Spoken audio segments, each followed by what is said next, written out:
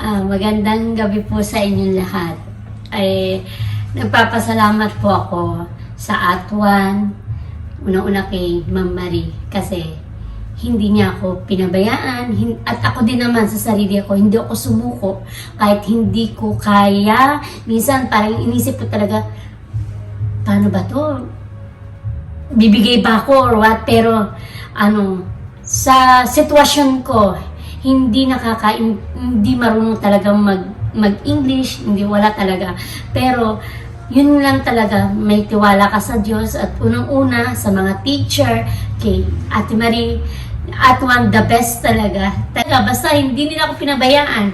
Talagang pasalamat talaga ako dito. Dito talaga ako natuto. Masaya ako kasi, malungkot din ako kasi mawawala, hindi ko na makikita yung mga tao dito. Pero nasa puso ko sila, lalo-lalo na si Ate Marie, yung mga teacher dito, talagang hindi ko talaga mapipilo. Talagang super, talagang may awa talaga Diyos. Kung may tiyaga, may nilaga. Kumbaga, talagang, parang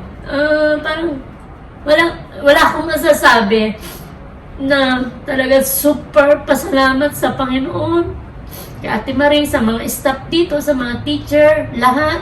Tas, halos mga estudyante dito, nakahalubilo ko na.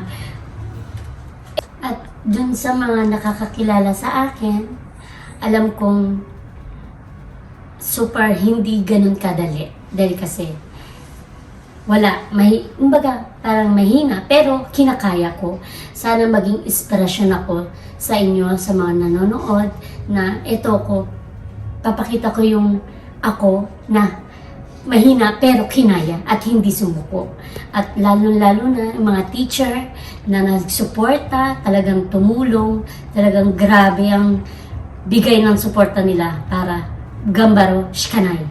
Kaya kung ako sa inyo na gusto nyo mangarap na makakuha ng lisensya, walang sukuan, pero eto, legit na legit, talagang okay. Dito lang po kayo sa Atuan. Basta walang susuko, kaya nyo. Ito, yung katibayan, lisensya, parang work it talaga. Parang, totoo ba to? Parang, eto na siya, hawak ko na siya, talaga. Super, saya-saya ko talaga sa mga anak ko. Wow, ma! Kausap ko sila kanina. Wow, ma, congrats! Parang ganun. Kaya, makakauwi na ako kasi iniisip ko itong December, parang gusto ko nang sumuko, pero hindi. Kasi yung teacher ko, talagang hindi ako pinabayaan. Talagang pinukpok niya ako talaga. The best at number 1. Hinaya ko eh. Iniisip ko talaga, pagod na ako. Alam, gano'n na. Talagang sukong-suko na ako, pero hindi. Pinanindigan ko yung sarili ko na kaya ko to. Kaya ng mga teacher ko na sinuportahan ako. Ito na parang yung Christmas, ito na regalo, napakalaking regalo sa akin ng Panginoon. At ang mga teacher dito, talagang suporta nila para sa akin. Alam ko, love nila ako. Love ako ng Panginoon na kaya mo na ako kasusuko. Kaya kung kaya ko, kaya niyo lahat. Kaya natin lahat. Huwag lang susuko. Makinig lang po, at talagang totoo. Talagang dapat huwag natin sawayin ng mga teacher. Kung focus lang talaga. Talagang, kasi meron tayong time na minsan parang sinusuway na natin ng mga teacher. Okay na yan. Punta na tayo dun sa diba?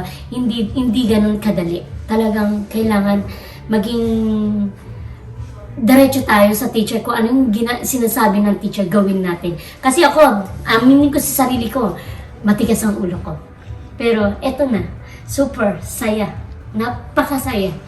Ang saya ng Christmas ko. Thank you, Lord, and thank you sa lahat ng mga staff, kay Ate Marie, sa lahat-lahat. Thank you talaga. Masayang Christmas na regalo sa akin. 2023, eto na siya, guys. Yeah! Maraming salamat. Atuan lang po kayo. The best, number 1. Legit.